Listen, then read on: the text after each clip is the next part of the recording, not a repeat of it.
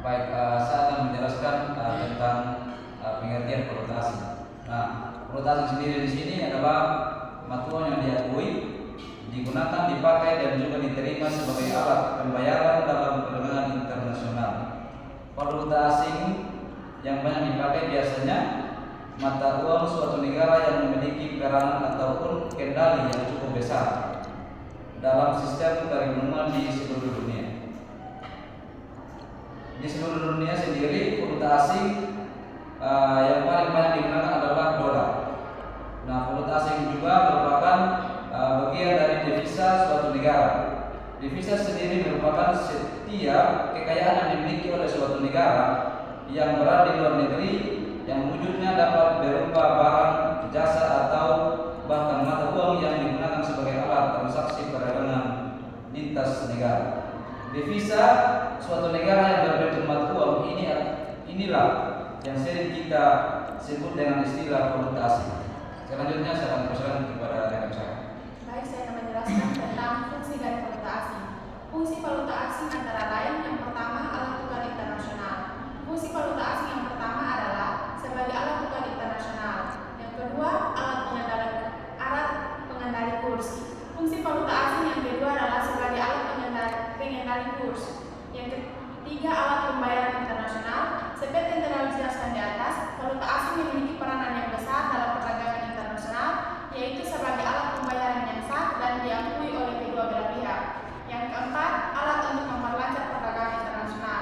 Dengan menggunakan valuta asing, setiap negara yang ada di seluruh penjuru dunia dapat dengan mudah melakukan aktivitas jual beli tanpa harus terkendala masalah penggunaan mata uang. Yang ketiga, saya akan menjelaskan tentang sistem valuta asing. Yang pertama ada kurs tetap. Kurs tetap adalah sistem dari valuta asing yang melibatkan keikutsertaan pemerintah. Yang kedua adalah kurs bebas.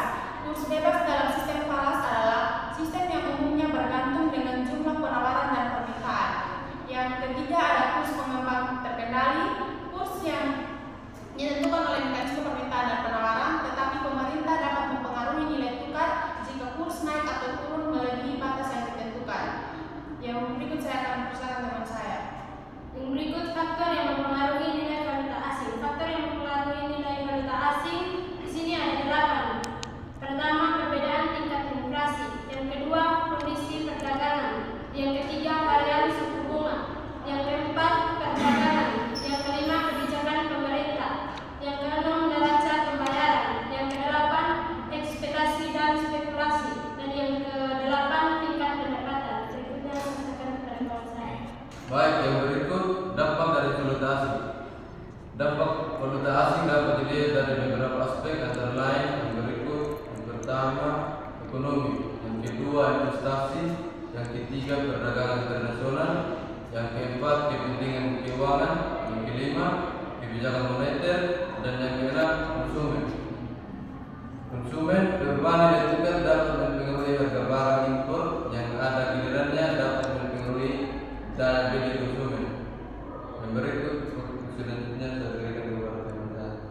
Yang berikut tujuan valuta asing.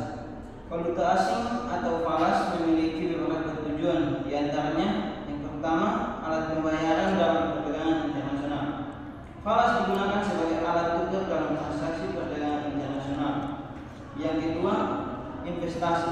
Falas memiliki likuiditas yang tinggi sehingga mudah dibeli atau dijual.